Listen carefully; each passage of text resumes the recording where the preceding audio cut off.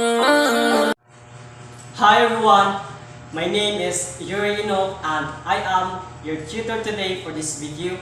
Just relax, watch and learn. So let's start. In this video, we have 4 important learning objectives. The 4 important learning objectives are, at the end of this video, the viewers, especially students, will be able to first understand how the order of a matrix changes when we find its transpose. Second is find the transpose matrices of varying sizes. Third is apply the 4 properties of transpose matrix. And last is to perform matrix calculations involving transpose matrices. So what is transpose of a matrix?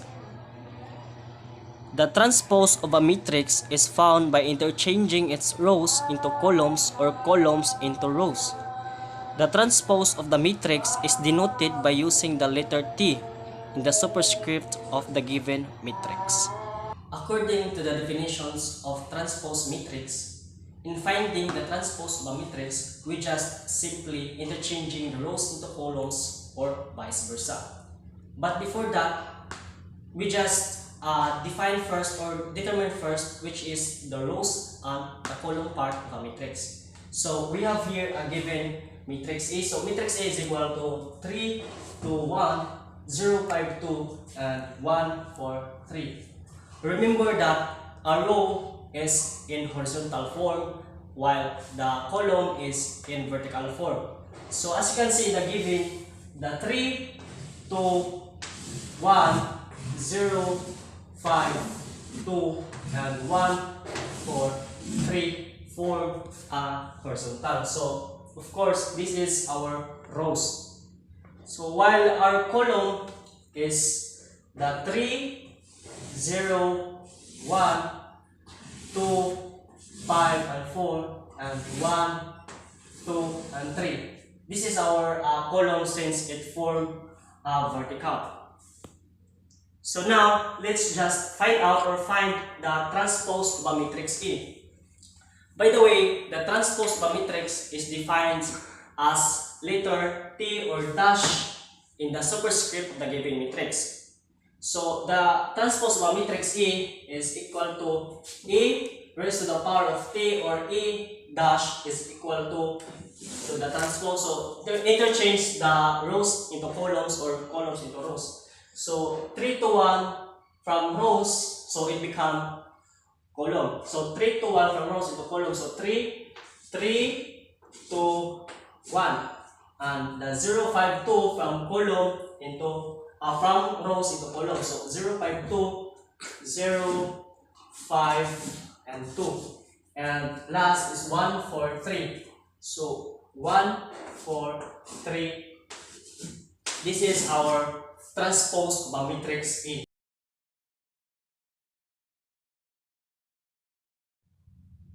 Also, always remember that in a transpose of a matrix, there are 4 properties, and each property has its own way of expressing. So we have here the properties of transposes. So the first property is we have E raised to the power of T, quantity T is equal to A. And the second property is E plus B, quantity T is equal to A raised to the power of T plus B raised to the power of T. And the third property is C times E, quantity T is equal to C times E raised to the power of T. And the last property is E times B, quantity T is equal to B raised to the power of T times E raised to the power of T, where E and B are matrices and C is the scalar multiple. So as you can see in the 4 properties of transposes, so here mostly it applied on algebra, specifically in exponential, just like in number 2. So in the second property, E plus B quantity T, you just simply distribute the exponent T in each matrix. So exponent T times distribute exponent T times E, so we have E raised to the power of T plus exponent t times matrix B. So we have B raised to the power of t. So A plus B quantity t is equal to A raised to the power of t plus B raised to the power of t. And also in the third property, so the third property, C times A quantity t is equal to C times A raised to the power of t. So as you notice, only the A has its exponent t and C is not included. It's because C is not a matrix, yet it is a scalar that serves as a multiple of matrix A. That's why C not had a exponent of t. And the last property is A times B quantity t is equal to B raised to the power of t times A raised to the power of t. Simply distribute the exponent t in each matrix. So exponent t times B, so we have B raised to the power of t, and exponent t times the A, so we have E raised to the power of t. So B raised to the power of t times E raised to the power of t. If you will ask, sir, why is it not included the E raised to the power of t times B raised to the power of t, which is also the equivalent to E times B quantity t? The answer is maybe this is not solved for these equations, and only the B raised to the power of t times E raised to the power of t is solved or equate in these equations E times B quantity t.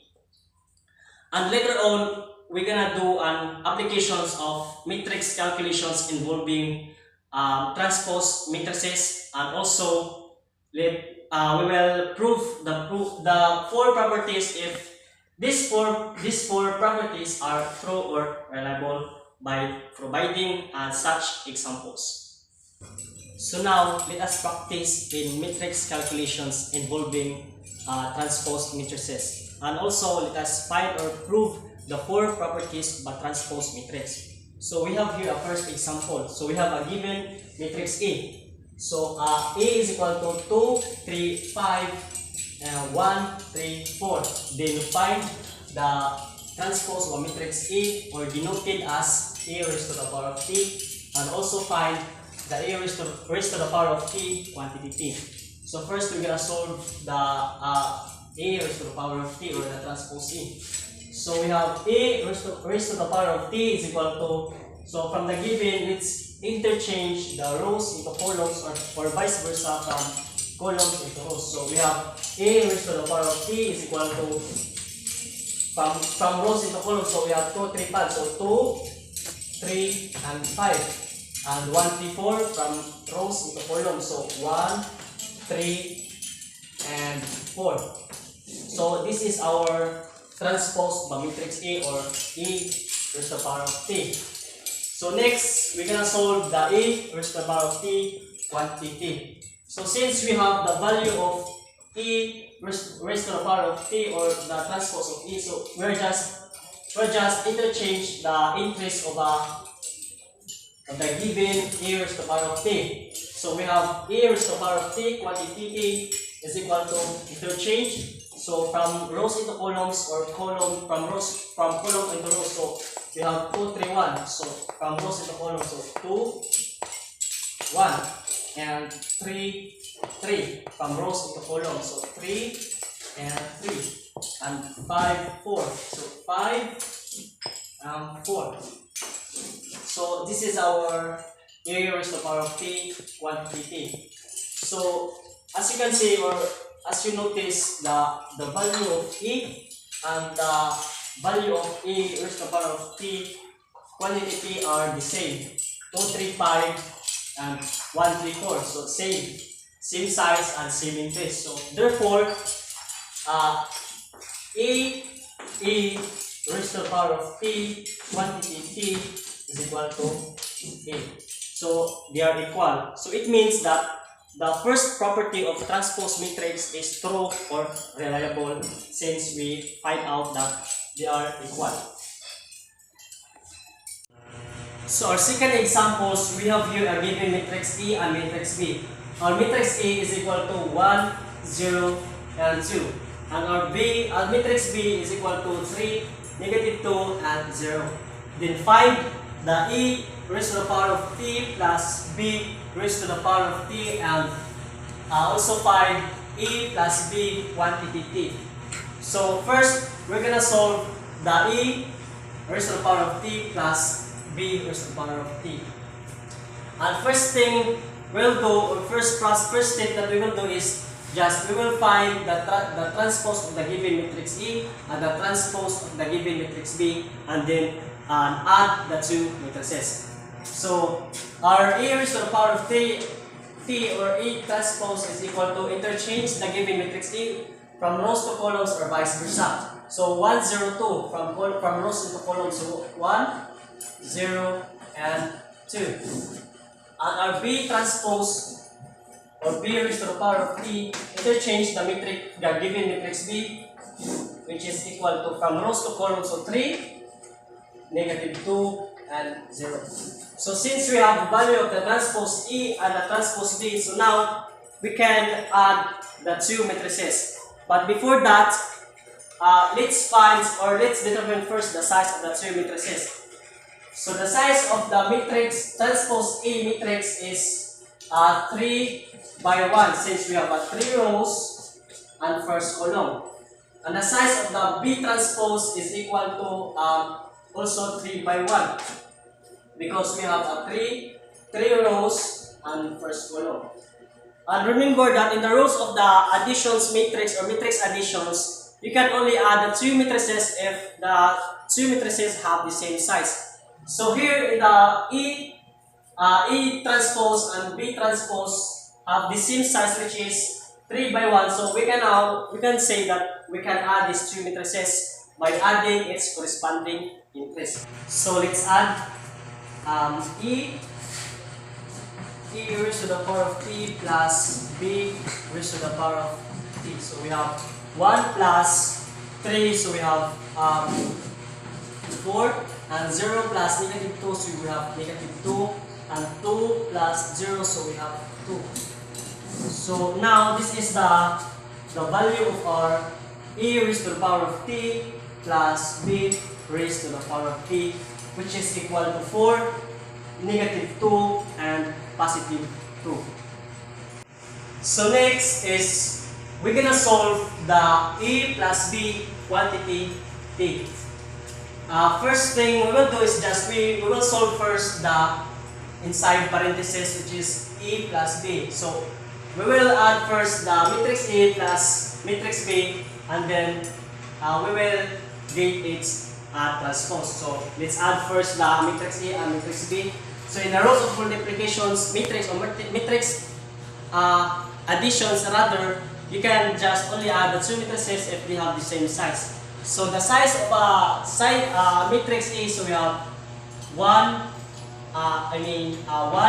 by 3. So since we have 1 row and 3 column, and the size of our matrix B that are given is also 1 by 3, since we have 1 rows and 3 columns. So since matrix A and matrix B are the same size, so we can add the two matrices. So add the two matrices, E plus B is equal to add the corresponding increase. So 1 plus 3 is equal to 4, and 0 plus negative 2, so we have negative 2, and plus 2 plus 0, so we have positive 2. So since we have the value of the E, or the value of the sum E plus B, which is equal to 4, negative 2, and positive 2, so next we will get its transpose since it was quantity T. So simply interchange the value of the E plus B. So we have E plus B quantity T, or that its transpose. So we have interchange from rows into columns or from columns into rows. So from 4, so we have 4, negative 2, and 2. So from rows into columns. So This is the value of our A plus B quantity T. And as you can see, the value of our E raised to the power of T plus B raised to the power of T and the value of A plus B quantity T are the same, which is equal to 4, negative 2, and 2. And now, or therefore, we can conclude that the second property of transpose matrix is true or reliable. So the third examples, we have here a given matrix. So matrix A is equal to 3, 0, 2, 1, 4, and 0. And our given scalar is equal to 3. Then find the C times E quantity T and C times E raised to the power of T. So first, we're gonna solve the C times E quantity T. First thing we'll do is just we will find or we'll solve first the C times E since it was in open and closed parentheses. So we have here C is equal.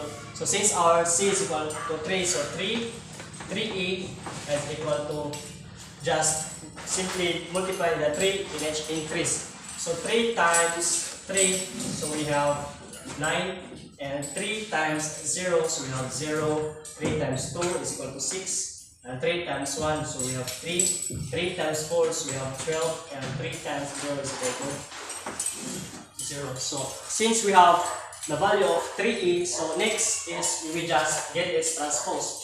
So we have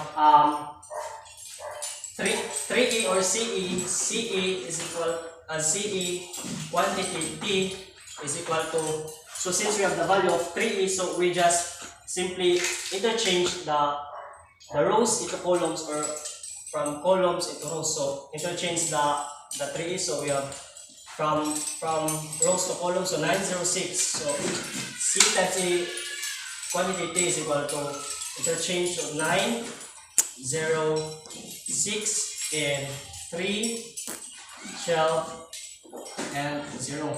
So this is our value of C times A quantity T. The next, we will solve the C times A raised to the power of T. So first thing we'll do is just we will solve the open and close parentheses, which is the A transpose E.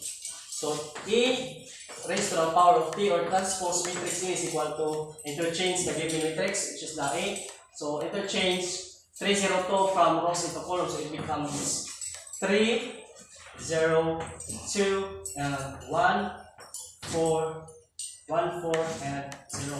So since we have the value of E raised to the power of T, so next thing is we will just multiply the scalar from this. So our scalar is equal to 3. So 3e T, or we have C times E raised to the power of T is equal to, so 3 times just multiply the scalar from each increase. So 3 times 3, so we have 9, and 3 times 1, so we have 3, 3 times 0, so we have 0, we have 0, 3 times 4, so we have 12, and 3 times 2, we have 6, and 3 times 0, so we have 3 times 0, so we have 0. So the value of our C times E raised to the power of T is equal to 9, 3, 0, 12, 6, and 0. So the value of C times E quantity T and the value of C times E raised to the power of T is equal. So therefore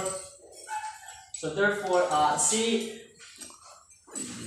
times E quantity T is equal to C times E raised to the power of T are equal. So now we can conclude that the third properties of the transpose matrix is true or reliable since the value of each equations are equal. So our last examples, we have here a given two matrices, the matrix A and the matrix B. Our matrix A is equal to negative 2 and 0, while our matrix B is equal to 1, 0, negative 2, 3, 1, and 0. Then find E times B quantity T, and also find B raised to the power of T times E raised to the power of T. So in the rules of matrix multiplications, you can only multiply the two matrices if the n of the size of each matrix are equal. Which I mean is, if m times n and n times p, if the n here are equal, then the two matrices is defined, and the result is m times p. So in the given, matrix A is denoted as m times p, and our matrix B denoted as n times p. So first thing we will do is we just determine first the size of the two matrices. So the size of our matrix A, or our first matrix, is 1 by 2, because we have one row and 2 columns. So the size of our matrix is 1 by 2. While the size of our matrix B, or the second matrix, is 2 by 3. Since we have 3 rows and 3 columns. So now, the size of our m by n, or our first matrix, is 1 by 2, and the size of our n by times p, or the second matrix, is 2 times 3. So since the n here are equal, which is 2, so we can say that the two matrices is defined, and the result is 1 by 3, or our m times p. Now, therefore, the size of the product of EB, is equal to our m by p, which is 1 by 3. So the size of our EB is 1 by 3, which means EB is equal to C11, C12, C13. So C11 means that first row of the first matrix times first column of the second matrix, and C12 is the first row of first matrix times second column of the second matrix, and the C13 is first row of the first matrix times third column of the second matrix. Now we're gonna solve the C11 up to C13. So our C11, as I say, C11 first row times first column, first row of the first matrix times first column of the second matrix. So C11, negative 2 times positive 1 plus 0 times positive 3, the first column of the matrix B, is equal to negative 2 times positive 1, we have negative 2 plus 0 times positive 3 is 0, so we have the answer is negative 2. And our C12, or the first row of the matrix A times second column of the matrix B. So first row, negative 2 times second column, 0 plus 0 times positive 1. So we have negative 2 times 0 plus 0 times 1, we have 0. And C13, first row times third column of the second matrix. So negative 2 times negative 2, we have positive 4 plus 0 times 0, we have 0, so copy, so positive 4. So our C13 is positive 4. Therefore, the value of our product EB is equal to negative 2, 0, 4, which has a size of 1 by 3. So now, or since we have the value of a product EB, which is equal to negative 2, 0, and 4, now we will find its transpose since it was a quantity T. So let's just simply interchange the rows into columns, or columns into rows. So EB quantity T, or the transpose of EB, is interchanged from rows into columns. So we have negative 2, 0, and 4 from rows to columns. We have negative 2, 0, and 4. So therefore, we have the value of EB quantity T, which is equal to negative 2, 0, and 4. So this is the value of our EB, E times B quantity P, which is equal to negative 2, 0, and 4. Next is we're gonna solve the B raised to the power of T times E raised to the power of T. And first thing we will do is just we find first the B transpose and the E transpose. Then we will multiply the two matrices. So our B raised to the power of T or B transpose is equal to interchange the given matrix B from rows to columns or vice versa. So 1, 0, 2 from rows into columns. So 1, 0, negative 2. And 3, 1, 0. And now, let's find the transpose E or A transpose. So E raised to the power of T. Interchange the given matrix E, which is the negative 2 and 0. So negative 2, 0. So since we have the value of the B transpose and the E transpose, now we will multiply the two matrices. But before that, we will just determine the size of the two matrices. So the size of the B transpose is 3 by 2, since we have 3 rows and 2 columns. And the size of our E transpose is 2 by 1, since we have 2 rows and 1 column. So now, our M times in is equal to the first size of the first matrix given. We have 3 by 2, and our in times P is equal to 2 by 1. So since the in here are equal, which is 2, so now we can say that the two matrices is defined, and the result size is 3 by 1. Or our M times P. So now, or therefore, the size of our B raised to the power of T times E raised to the power of T is equal to, the size is 3 by 1, which means B raised to the power of T times E raised to the power of T is equal to C11, C21, and C31. So since 3 rows and first column. So now we will solve the C11 up to C31. So C11.